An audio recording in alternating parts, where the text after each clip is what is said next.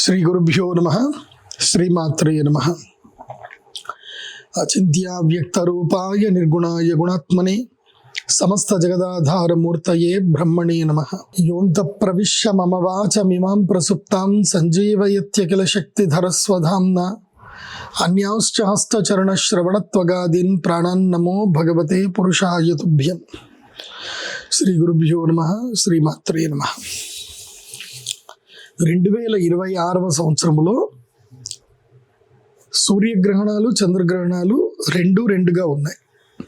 అంటే 2 సూర్యగ్రహణాలు వస్తున్నాయి, 2 చంద్రగ్రహణాలు వస్తున్నాయి. అయితే ఈసారి భారతదేశంలో కనిపించేటువంటి చంద్రగ్రహణం మాత్రం ఒక్కటి.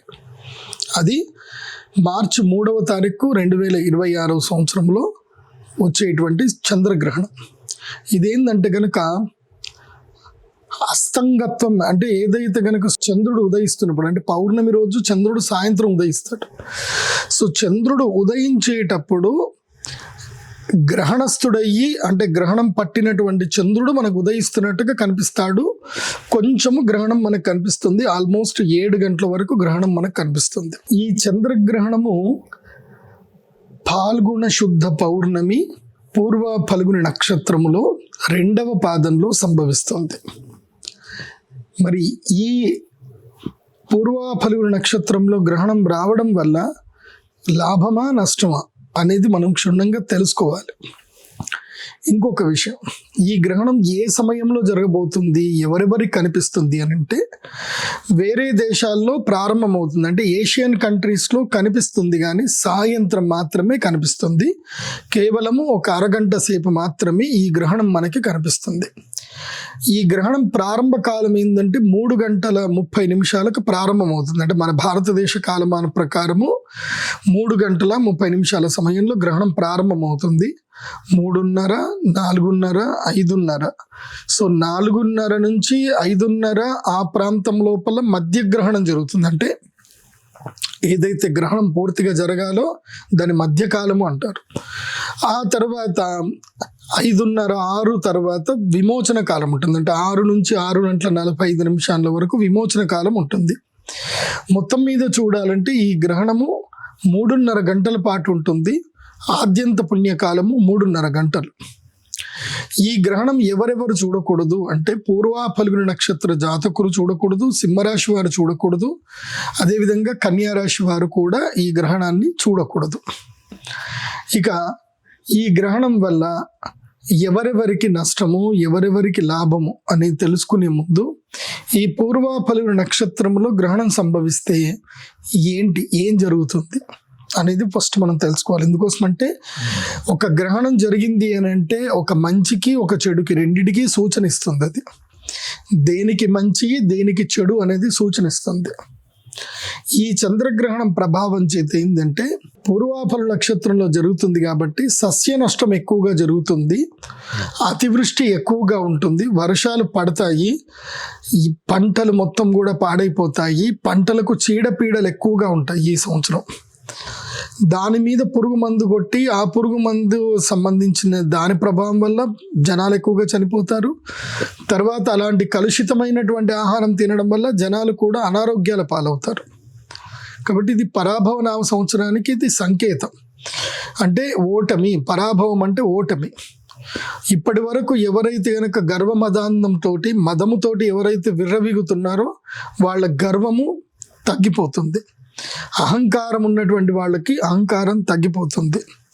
ఈ గ్రహణ ప్రభావం చేత సస్య నష్టం ఎక్కువగా జరిగే అవకాశం ఉంటుంది. అకాల వర్షాలు పడతాయి, వడగండ్ల వానలు పడతాయి.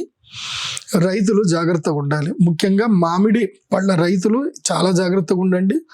ఎందుకోసం అంటే వాళ్ళు సంవత్సరం అంతా వెయిట్ చేస్తారు, మామిడి పళ్ళు ఇక్కడ వస్తే ఈ తోటను కాపాడుకుంటారు సంవత్సరం అంతా. ఏది జస్ట్ ఈ 2 నెలల సీజన్ గురించి అని చెప్పి. కానీ ఇదే టైంలో అకాల వర్షాలు పడి మామిడి పూత రాలిపోవడము, అదేవిధంగా పిందెలు రాలిపోవడము, నష్టం వాటిల్లేటువంటి అవకాశం ఉంటుంది.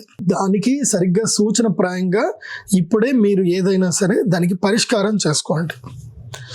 ఈ సంవత్సరము కూరగాయల ధరలు విపరీతంగా పెరగబోతున్నాయి. ముఖ్యంగా టొమాటో ధర, అదేవిధంగా తెల్లటి ఉల్లిపాయ యొక్క ధర పెరగబోయేటువంటి అవకాశాలు ఉన్నాయి. ఈసారి ఆలుగడ్డ కూడా పెరుగుతుంది, ఆలుగడ్డ కూడా ఏడిపిస్తుంది అందరినీ. కాబట్టి ఈ చంద్రగ్రహణం ప్రభావం చేత ముఖ్యంగా రైతులకు నష్టం వాటిల్లిన జాగ్రత్త పడ్డ రైతులకు మాత్రం లాభాలు మిగులుతాయి.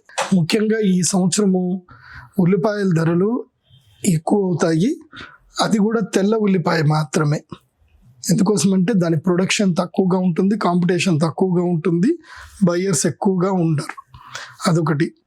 టొమాటోకి జూన్ జూలైలో లాభం వచ్చే అవకాశం ఉంటుంది. జాగ్రత్త ఉన్నటువంటి వాళ్లకు టమాటా దాదాపుగా ఒక 10 రోజులు శాసిస్తాం మార్కెట్. 5 నుంచి 10 రోజుల పాటు టమాటా, ఉల్లిపాయ, అదేవిధంగా ఆలుగడ్డ కూడా ఈ సంవత్సరం మార్కెట్ని శాసించేటువంటి అవకాశాలు ఉంటాయి. రైతులు బ్రోక్లీ పంటను కూడా వేసుకోండి. దానివల్ల ఈ పంటలు జాగ్రత్తగా వేసుకుంటే గనక వీటి ద్వారా లాభాలు వచ్చే అవకాశాలు అయితే కనిపిస్తున్నాయి. ఈ సంవత్సరము ప్రకృతి ఎందుకోసమంటే పూర్వ ఫల్గుణ నక్షత్రము భగ నక్షత్రం కాబట్టి భాగ్య నక్షత్రం అంటారు. కాబట్టి భాగ్య నష్టం జరిగే అవకాశం ఉంటుంది. కాబట్టి భాగ్యం అంటే మనకున్నది ఆహార పదార్థాలే. కాబట్టి ఆహార పదార్థాల విషయంలో అప్రమత్తంగా ఉండండి. ఇంకోటి ఏంటంటే నీరు కలుషితమయ్యే అవకాశం ఉంటుంది. ఆహార పదార్థాలు కలుషితమయ్యే అవకాశం ఎక్కువగా ఉంటాయి. కాబట్టి బయట రెస్టారెంట్లలో భోజనాలు చేసేటప్పుడు అప్రమత్తంగా ఉండండి, జాగ్రత్త వహించండి. నా అడ్వైజ్ అయితే బయట తినకపోవడమే మంచిది అనేది నా అడ్వైజ్. ఇక ఈ గ్రహణము సమయములో గర్భిణీ స్త్రీలు ఎలా ఉండాలి అనే దాని గురించి తెలుసుకుందాం. గర్భిణీ స్త్రీలకు ఈ గ్రహణ సమయము గండకాలము అంటారు. దీన్ని ఏంటంటే గర్భవేద కాలము అంటారు. ఈ గ్రహణము జరుగుతున్నప్పుడు ఏంటంటే తప్పకుండా గర్భపిండం మీద ఆ వేద అనేది కలుగుతుంది. ఎందుకోసమంటే గ్రహాల యొక్క ప్రభావం చేతనే శిశువు క్రమేణా పెరగడం అనేది జరుగుతుంది. ఆ క్రమేణా పెరిగేటువంటి సందర్భంలో ఎక్కడైతే గనక సూర్యచంద్రుల నుంచి రావాల్సినటువంటి కిరణ సమీకరణం సమయానికి రాకుండా అడ్డుపడుతుందో ఇది అకాలం. ఎందుకోసమంటే సూర్యుడు ఉదయించడము, అస్తమించడము, చంద్రుడు ఉదయించడము, అస్తమించడము, తర్వాత పౌర్ణమి, అమావాస్యలు రావడం అనేది సహజం. కానీ పౌర్ణమి రోజు గ్రహణం రావడం అనేది అసహజం. కాబట్టి ఈ అసహజమైన సమయం ఒక 3.5 గంటల పాటు జరుగుతుంది. కాబట్టి పిండమునకు రావలసినటువంటి కిరణ తేజములు అందవు.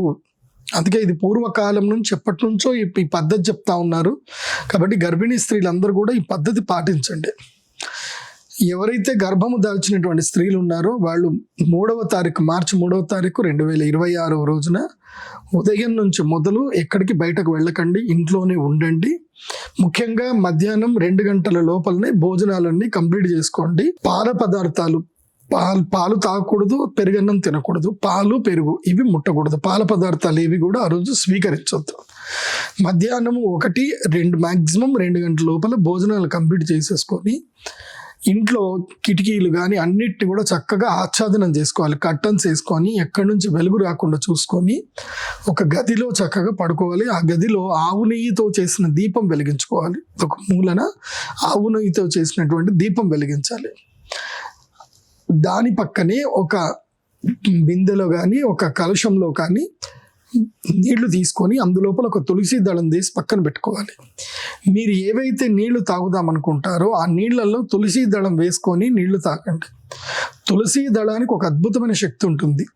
అది ఏవైతే కనుక నెగిటివ్ రేడియేషన్స్ ఏవైతే మన బాడీకి వస్తాయో అవి నీటిని తాకకుండా ప్రొటెక్ట్ చేస్తుంది.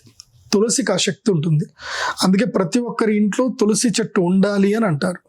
ఇంట్లో తులసి చెట్టు ఎండిపోయింది అని అంటే ఆ ఇంట్లో అరిష్టం జరుగుతుంది అని అర్థం. ఏ ఇంట్లో అయితే తులసి చెట్టు చక్కగా గుబురుగా వికసిస్తుందో వాళ్ళ ఇంట్లో లక్ష్మీదేవి తాండవిస్తుంది అని అర్థం. వాళ్ళ ఇంట్లో అందరూ బాగుంటారు అని అర్థం.